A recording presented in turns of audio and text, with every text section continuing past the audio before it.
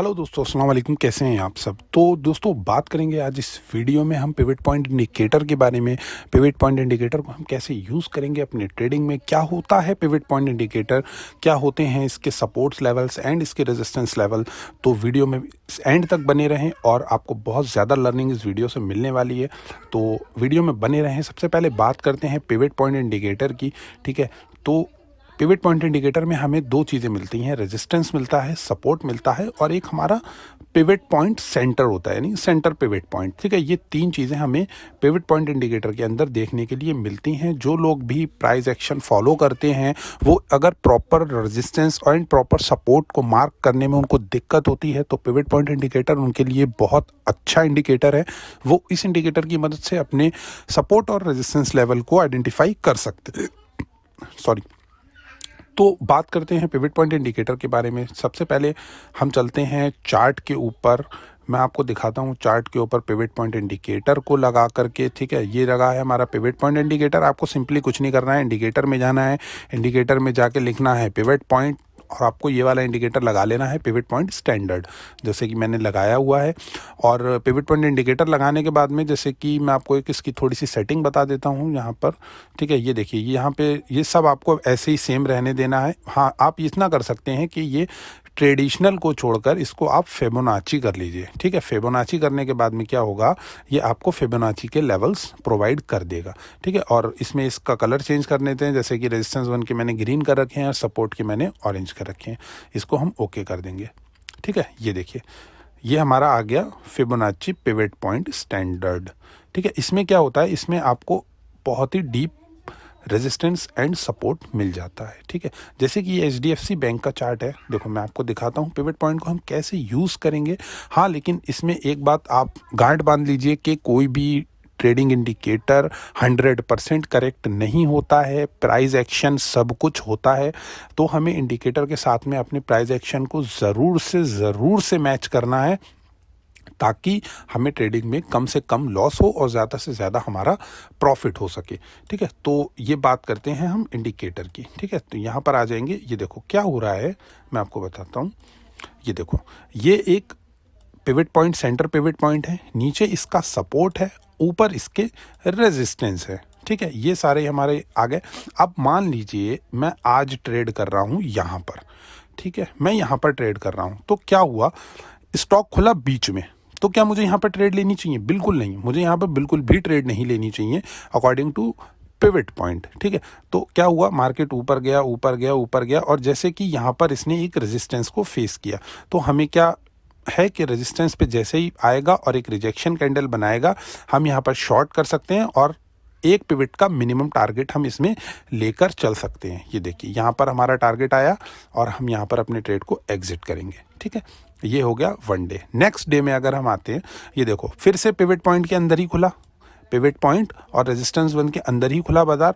क्या हुआ, ऊपर गया, ऊपर से इसने फिर ये रेड कैंडल बना दी छोटे से स्टॉप लॉस के साथ। इसी रेड कैंडल के ऊपर के स्टॉप लॉस के साथ हम स्टॉक को शॉर्ट कर सकते थे और नेक्स्ट पिवट तक का टारगेट हमें यहाँ पर देखने के लिए मिल सकता था। ठीक है, फिर अब हम क्या करेंगे, अब हम नेक्स्ट डे की बात करेंगे। देखो स्टॉक ओपन हुआ यहाँ पर क्या हुआ, यहाँ पर देखो ये सपोर्ट है, ये सपोर्ट लेवल बन गया प्राइस एक्शन के हिसाब से और पिवट पॉइंट के हिसाब से ये इसका सपोर्ट लेवल है। जब यहाँ पर सपोर्ट लेके ऊपर गया, इस कैंडल के लो के नीचे हम अपना स्टॉप लॉस लगाएंगे, ट्रेड में बाइंग कर सकते हैं। हमारा फर्स्ट टारगेट जो होगा, फर्स्ट रेजिस्टेंस यानी कि फर्स्ट R1 तक का हमारा टारगेट हो जाएगा और यहाँ पर हमारा जो ये भी एक ट्रेड होगा वो पॉजिटिव में क्लोज हो जाएगा। ठीक है, तो अभी तक हमने क्या देखा, अभी तक हमने 1, 2 और 3, हमने 3 ट्रेड देखे, तीनों में हमारा प्रॉफिट हुआ है, SL हिट नहीं हुआ है। ठीक है, अब बात करते हैं नेक्स्ट डे के बारे में। लेकिन मैं एक बात आपको फिर बता रहा हूँ दोस्तों, आपको प्राइस एक्शन का नॉलेज होना बहुत बहुत बहुत ज़्यादा ज़रूरी है। बिना नॉलेज के आपको कोई भी इंडिकेटर अच्छा प्रॉफिट नहीं दे सकता। ठीक है, अब क्या हुआ, नेक्स्ट डे मार्केट खुला गैप अप। ठीक है, मार्केट खुला गैप अप। अब इसमें क्या होगा, शॉर्ट तो हम जब ही करेंगे ना जब हमें R1 या R2 के नीचे क्लोजिंग मिलेगी या वहाँ से रेजिस्टेंस खा के नीचे आएगा। तो ऐसा कुछ नहीं हुआ, मार्केट खुला यहाँ पर, मैं आपको दिखाता हूँ। ये देखो, मार्केट खुला यहाँ पर, मार्केट खुलने के बाद में यहाँ पर मार्केट खुला, मार्केट खुलने के बाद में मार्केट ने थोड़ा सा साइडवेज रहा मार्केट। एक सेकेंड, मैं ही पेन लगा लेता हूँ। ये मार्केट यहाँ पे खुला, यहाँ पर खुलने के बाद में नीचे आया। ये देखो यहाँ पर R2 का सपोर्ट है। एक बार इसने जब डेली टाइम मतलब जब इसने मार्केट में पहला कैंडल बन रहा था तो ये नीचे से रेजिस्टेंस लेके ऊपर जाके इसने ऊपर ही क्लोजिंग दी थी, R2 के नीचे क्लोजिंग नहीं दी थी, ठीक है। उसके बाद में एक रेड कैंडल बना, रेड कैंडल के बाद में यहाँ पर फिर एक ग्रीन कैंडल बनी जो कि R2 के सपोर्ट लेकर ऊपर गई है। तो देखो यहाँ पर हम अपना स्टॉप लॉस प्लेस कर सकते थे, बाइंग के लिए सपोर्ट लेवल हमें मिल चुका था और एक ट्रेड को एग्जीक्यूट करते। देखो इसने हमें कितना बूम प्रॉफिट दिया है, लगभग मैं अगर आपको इसमें दिखाऊं, एक सेकंड में आपको स्केल लगा कर दिखाता हूं। अगर हमने यहाँ पर एंट्री बनाई होगी इस कैंडल की क्लोजिंग पे, तो यहाँ से लेके यहाँ तक लगभग इसने हमें 2% का टारगेट दिया, जो कि बहुत होता है इंट्राडे में। इंट्राडे के लिए बहुत होता है 2% निकालना। देखो यहाँ से लेके यहाँ तक, ठीक है, 2%, 1.5% का इसने हमें टारगेट दिया, जो कि यहाँ 22 पॉइंट HDFC बैंक में बहुत अच्छा टारगेट था, ठीक है। उसके बाद में यहाँ पर हमें अपनी ट्रेडिंग क्लोज कर देनी चाहिए थी, ऊपर हमें कुछ नहीं था, ठीक है। अब यहाँ पर देखो, यहाँ पर अकॉर्डिंग टू फिबोनाची कोई भी लेवल नहीं है, R4 वगैरह ऊपर कुछ भी नहीं है, यहाँ तक हमें टारगेट मिला। अब मार्केट ने यहाँ पर खुला, नेक्स्ट डे मार्केट यहाँ पर खुला, फिर नीचे सपोर्ट लिया, सपोर्ट लेके फिर ऊपर भागा, हम यहाँ पर बाइंग कर सकते थे, ठीक है। तो मैं आपको PVR के अंदर ही बताता हूँ, ठीक है।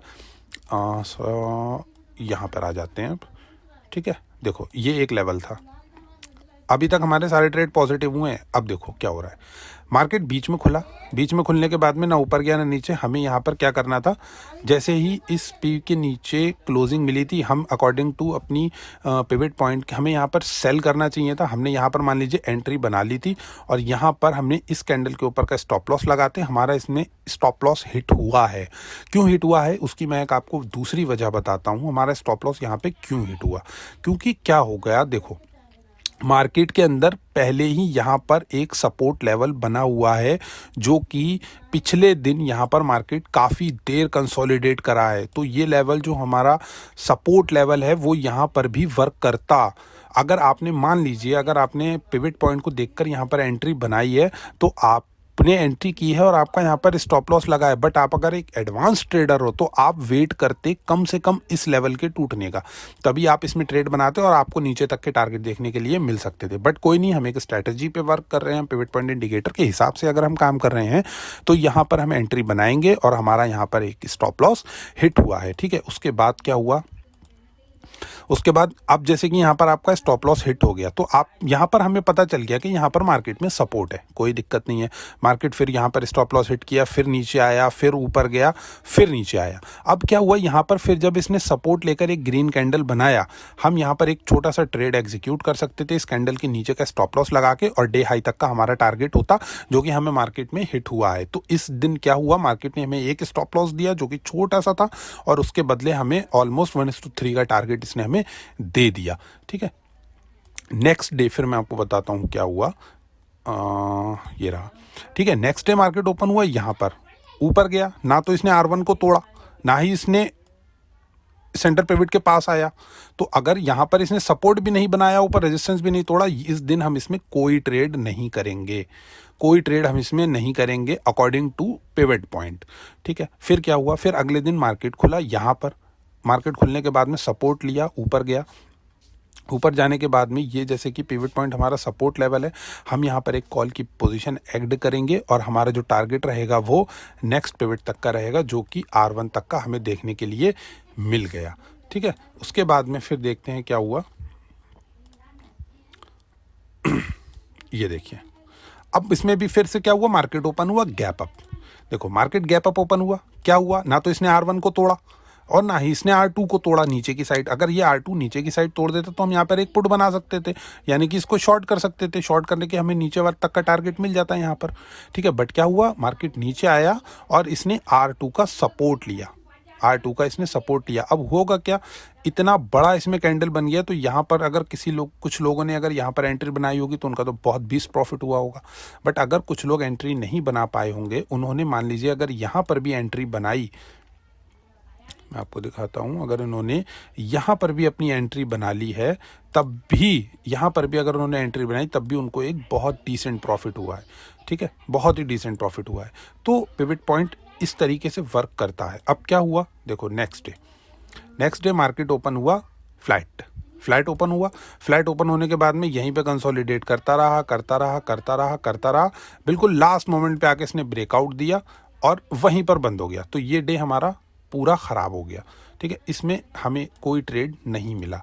अब हम नेक्स्ट डे चलते हैं। नेक्स्ट डे क्या हुआ ये देखो। अब नेक्स्ट डे क्या हुआ, मार्केट यहाँ पर खुला, ठीक है, मार्केट यहाँ पर खुला गैप डाउन, मार्केट खुला गैप डाउन होने के बाद ऊपर गया और जैसे कि हमें पता है यहाँ पर प्रीवियस रेजिस्टेंस है, तो यहाँ पर हम एक शॉर्ट कर सकते थे। जैसे ही ये रेड कैंडल बनी हम यहाँ पर शॉर्ट कर सकते हैं। शॉर्ट करने के बाद में ये एसएल लगाकर S1 तक का टारगेट हम इसमें ले सकते हैं, जो कि हमें इसने यहाँ तक का टारगेट दिया, जो कि कितने पॉइंट बनते हैं, जो कि लगभग बनते हैं यहाँ से लेकर यहाँ तक